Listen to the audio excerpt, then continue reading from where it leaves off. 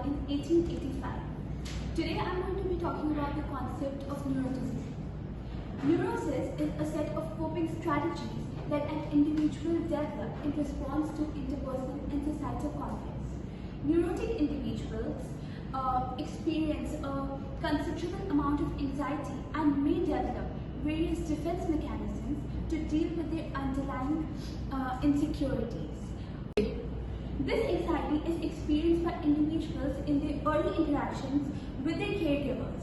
So it stems from a lack of love, security and acceptance in their childhood. It leads to a constant fear of being isolated and rejected by others, and driving individuals to adopt these neurotic behaviors. Now we're looking at neurotic needs. So basically what happens is, when to cope with this basic anxiety, there are 10 neurotic needs that an individual develops in response to the anxiety. These needs are divided into 3 main categories, which are moving towards people, moving against people, and moving away from people. I believe that neurotic individuals are burdened by a set of internalized demands known as tyranny of the shoulds. Neurotic individuals constantly strive for perfection. They tend to feel inadequate due to their inability to achieve these self-imposed standards for themselves, often leading to self-criticism and feeling of guilt when they're not able to meet these standards. Now we're looking at cultural factors. Cultural factors such as gender roles, societal pressure, and idealized image of success impact an individual's self-esteem a lot and reinforces neurotic tendencies.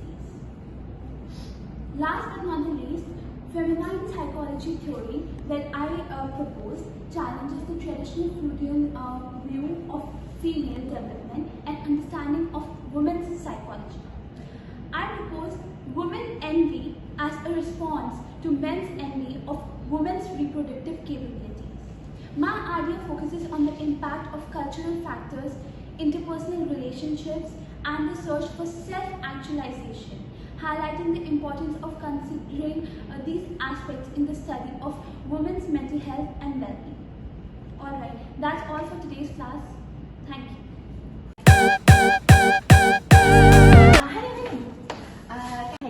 I see you're one of Karen's students in her class. So can you tell us a little bit about what do you think of her views? Do you agree with her?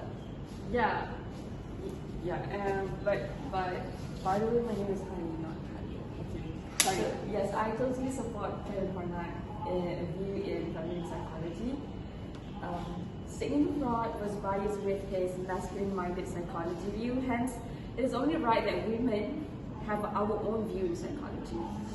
And male realities cannot describe female psychology or define women's capabilities by the lack of experience or voice from girls and women itself. And in reality, women are more superior than men, because in a way we are all mothers and we can procreate, while men are not biologically qualified to do so. That's the woman envy. And more so, in the process of procreation, men only contribute during the first conception, while women need carry out the whole 9 months of gestation process by ourselves.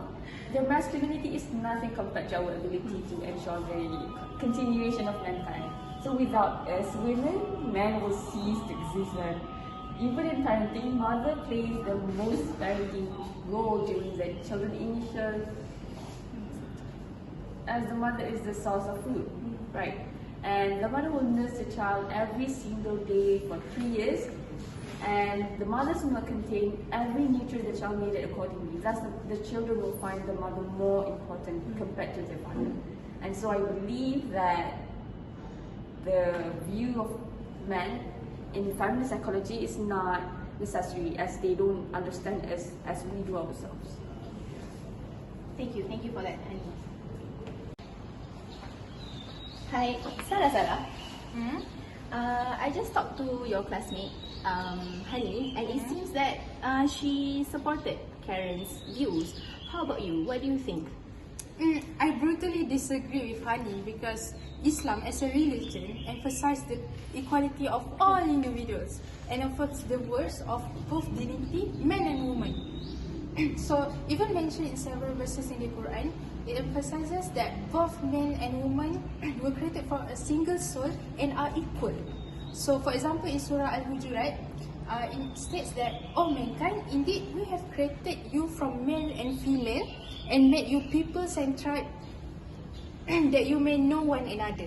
Indeed, the most noble of you is the sight of Allah is the most righteous one." So at the same time, the Quran recognizes and addresses the physiological difference between men and women, acknowledging that they have unique roles and also responsibilities. So Islamic teachings also emphasize modesty and promote values such as humanity, respect, and integrity for both men and women. So modesty in behavior, dress, and interaction is encouraged for both gender, with an emphasis on maintaining decency and avoiding immodest behavior. Therefore, I truly disagree with what Hani said about either Karen or Sigmund Freud regarding the masculinity or feminism, because men and women are equal. They are nothing superior from each other. That's all I have. Thank you. Thank you for giving us your view on Islamic perspective. No.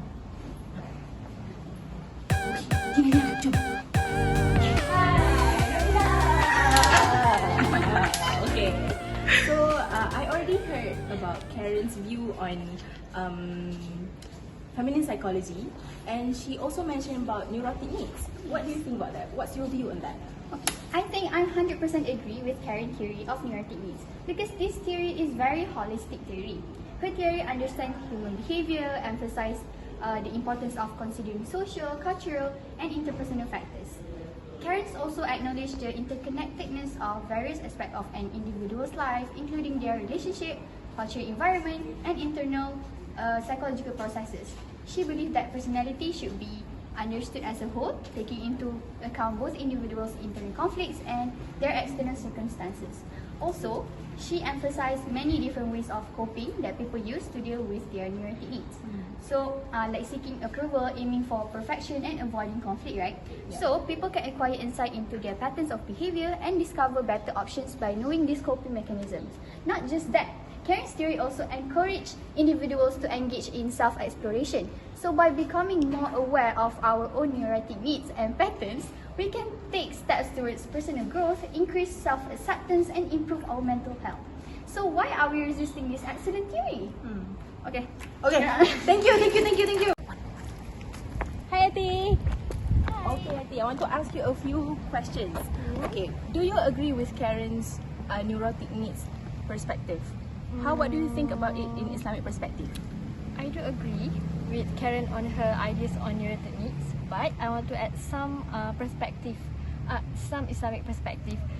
As Karen are focusing on the connection between humans, which is the interpersonal relationship.